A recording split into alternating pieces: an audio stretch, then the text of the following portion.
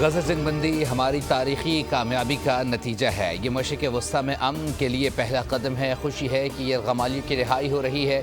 نو منتخب امریکی صدر ڈونلڈ ٹرمپ کا واشنگٹن میں ریلی سے خطاب۔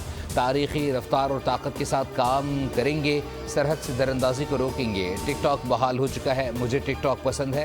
امریکہ کو ٹک ٹاک کے نصف ملکیت حاصل کرنا چاہیے۔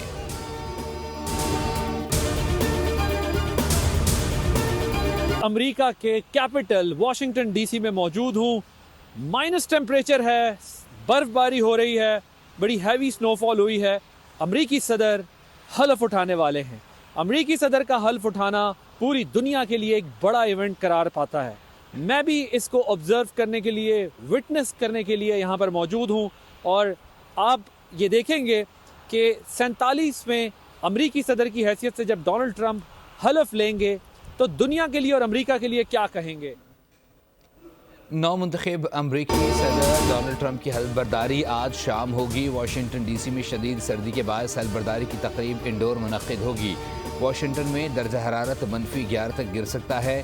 40 سال بعد امریکی صدر کی تقریب انڈور ہوگی۔ بول نیوز کی لمحہ بلمحہ کوریج، سینئر اینکر پرسن عادل عباسی تاریخی لمحے کی کوریج کے لیے واشنگٹن پہنچ گئے۔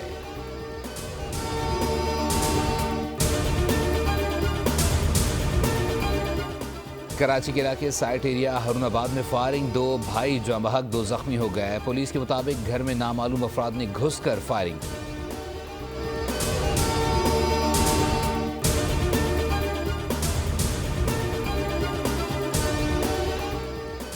غزہ اور اسرائیل کے درمیان جنگ بندی معاہدے پر عمل درآمد۔ اسرائیل نے 90 فلسطینی قیدیوں کو رہا کر دیا۔ سے قبل حماس سے 3 اسرائیلی قیدی ریڈ کراس کے حوالے کیے تھے۔ قیدیوں کا اگلا تبادلہ 25 جنوری کو ہوگا۔ امریکی صدر جو بائیڈن کا آخری خطاب، کہا غزہ میں بندوقیں خاموش ہو گئیں۔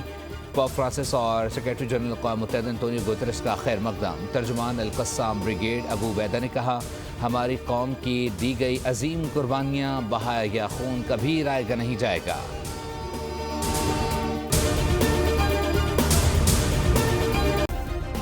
سبسکرائب کریں اور بیل دبائیں تاکہ کوئی خبر رہ نہ جائے۔